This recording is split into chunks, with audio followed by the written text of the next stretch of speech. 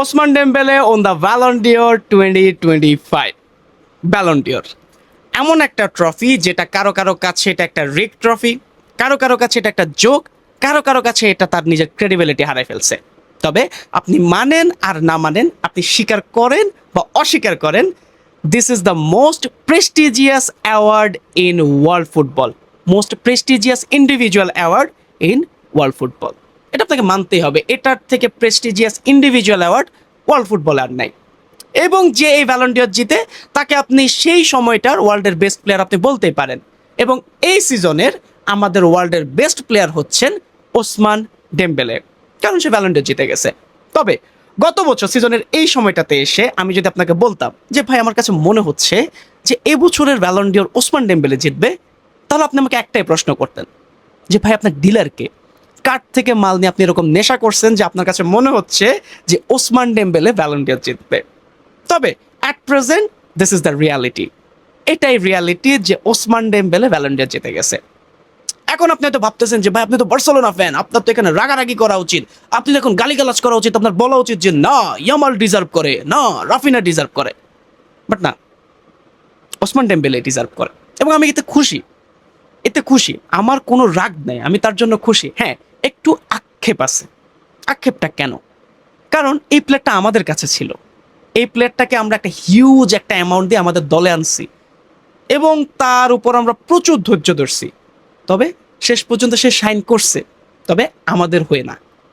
সে তার নিজ দেশের ক্লাবের হয়ে ইউসিএল জিতছে, সে ব্যালন ডিওর জিতছে, ক্লাব ওয়ার্ল্ড কাপের রানার্স আপ হয়েছে।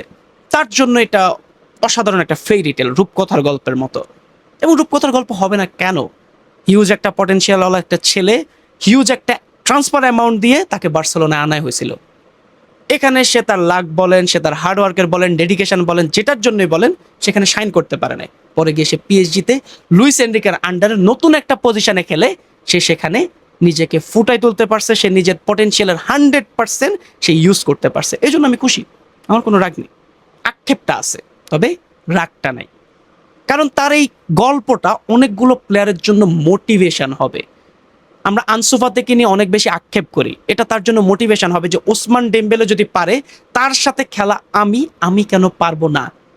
আমার তো এখনো বয়স শেষ হয় নাই, আমিও পারবো। এটা শুধু আনসু ফাতি না, র‍্যাশফোর্ড হতে শুরু করে যতগুলা প্লেয়ার যারা তাদের পটেনশিয়ালটা রিচ করতে পারে না, তাদের সবার জন্য এটা একটা মোটিভেটিং স্টোরি হবে।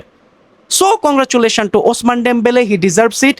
নেক্সট সিজনে সে আরো ভালো খেলুক, এটাই প্রত্যাশা। তবে বর্তমানে সে একটা ইনজুরিতে আছেন, তার সুস্থতা কামনা করি, এটাই। সে ডিজার্ভ করে এটা, এছাড়া আর কোনো কথা নাই। এছাড়া এছাড়া ব্যালন ডিওরে একটা জিনিস খুবই কম হাইলাইট হয়েছে, তবে বার্সেলোনা ফেমিনি দলের প্লেয়ার আয়তানা বনমাতি, সে উমেন্স ব্যালন ডিওর এবছরে জিতে গেছে।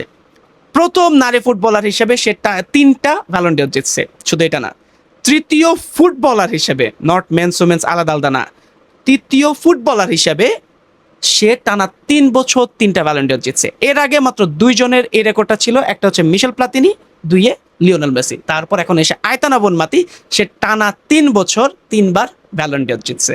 বার্সেলোনার জন্য অনেক বেশি খুশির সংবাদ, কারণ এছাড়াও লামিন ইয়ামাল কোপা ট্রফি জিতে গেছে, মানে কি বেস্ট ইয়ংস্টারের। আবার বার্সেলোনা ফেমিনি দলের একটা প্লেয়ারও ওমেন্স কোপা ট্রফি সে জিতে গেছে। সো বার্সেলোনারও জয় জয়কার, খুবই সবকিছু সুন্দরভাবে চলতেছিল। তবে এক জায়গায় এসে আমার আক্ষেপ বলেন, আমার রাগ বলেন, আমার ক্ষোভ বলেন, সেই জিনিসটা দেখা গেছে। যেটা হচ্ছে ব্যালন ডিওরের বাকি র্যাঙ্কিংগুলা। লামিন ইয়ামাল টপ 2 ডিজার্ভ করে কিনা? আমার মতে করে না, যেমনটা না।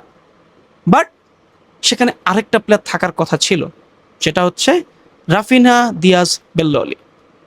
রাফিনা 5 নাম্বারে, চিন্তা করে দেখেন। পেদ্রি 11 নাম্বারে, মাইকেল ওলিসের 30 নাম্বার। খালি একবার চিন্তা করে দেখেন যে এই অবস্থাগুলো বাকি র্যাঙ্কিংয়ে হয়েছে। যদি এবার ইয়ামাল জিতে যাইতো, তাহলে তো ধরেন মানুষ কি পরিমাণ গালিগালাজ করতো। বাট এখন বেঁচে গেছে, কারণ ওসমান ডেম্বেলে জিতছে, সবাই মানে যে ওসমান ডেম্বেলে ডিজার্ভ করে। তবে রাফিনা কি 5 নাম্বারে থাকার প্লেয়ার? যেখানে পুরো ওয়ার্ল্ডের ফুটবলার, মানে ফুটবল ফ্যান যারা আছে, সবাই ধরেই রাখছিল যে রাফিনা টপ 2 ফিনিশ করবে, এটা তো মাস্ট। সেই জায়গায় সে 5 নাম্বারে। এখানে আমাদেরও কিছু দোষ আছে, কারণ বার্সেলোনার ফ্যান্সরা ডিভাইডেড হয়ে গেছিল, এবং যারা ভোট করে তারাও তো ফুটবল ফ্যান, তাদেরও তো একটা না একটা বায়াসনেস থাকে, তারাও ডিভাইড হয়ে গেছে, যার কারণে ইয়ামালও জিতে নাই, রাফিনাও জিতে নাই। সেম স্টোরি গত বছরের রিয়াল মাদ্রিদের সাথে যেটা হয়েছে, ভিনিসিয়াস আর জুড বেলিংহাম, তারপর ড্যানি কারভাহাল, ভোটগুলো ডিভাইড হয়ে গেছে, শেষ পর্যন্ত ভিনিসিয়াসের হাতে ব্যালন ডিওরটা যায় নাই। এটাই হয়েছে, এবং এটা প্রতি বছরে হবে। যখন আপনার টিমে অনেকগুলো পারফর্ম করা প্লেয়ার থাকবে, দেখবেন যে আপনার টিমে সবচেয়ে বেশি বঞ্চিত হয়ে যাচ্ছে, অন্য কেউ পেয়ে যাচ্ছে। এখন ভিতিনা থার্ড হয়েছে, এখন সে কি ডিজার্ভ করে না? অবশ্যই করে। বাট আমার পার্সোনাল র্যাঙ্কিং যেটা হইলে আমি খুশি হইতাম সেটা হচ্ছে first Osman Dembélé, second Raphinha, third Yamal, fourth সালা, ফিফথ পেদ্রি। আমার টপ 5 হচ্ছে এরা। এদের বাইরে আমি কাউকে চিন্তা করতে পারতেছি না, এবং যারা হয়েছে তারা ডিজার্ভ করে, হয়তো তারা ডিজার্ভ করে, বাট আমার কাছে মনে হচ্ছে যে এরা হইলে আমার কাছে ভালো লাগতো। এটা ছাড়া আমার আর কোনো মানে এই পুরোটাতে আমার এইসব ছাড়া জিনিস ছাড়া আমার তেমন কোনো আক্ষেপ আর নাই। এবার আসি আরেকটা কথা নিয়ে, যে ইয়ামাল জিতেছে জেভিএল ডিওর। ইয়ামাল জেভিএল ডিওর জিতেছে। অনেক মানুষ অনেক বেশি ট্রল ফল হাবি জাবি করতেছে, বাট একটা জিনিস তারা মাথায় আনতেছে না, যে ইয়ামালের বয়স মাত্র 18। সে এই নিয়ে ব্যালন ডিওরে 2বার নমিনেশন পাইছে, 2বারই সে টপ 10-এ ফিনিশ করছে। তাহলে যারা তার হেটার্স আছেন তারা জাস্ট ওয়েট করেন যে সামনে কি কি হবে, খালি একটু ওয়েট করেন।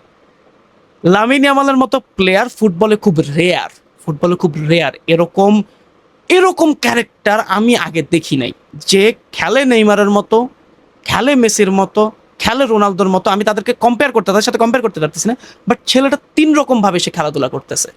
সে একটা মিক্সচার। আবার দেখেন যে তার কাজ কামও সব রোনালদিনো টাইপের কাজ কারবার, সে পার্টি করতেছে, মেনি করতেছে, সবকিছু করতেছে।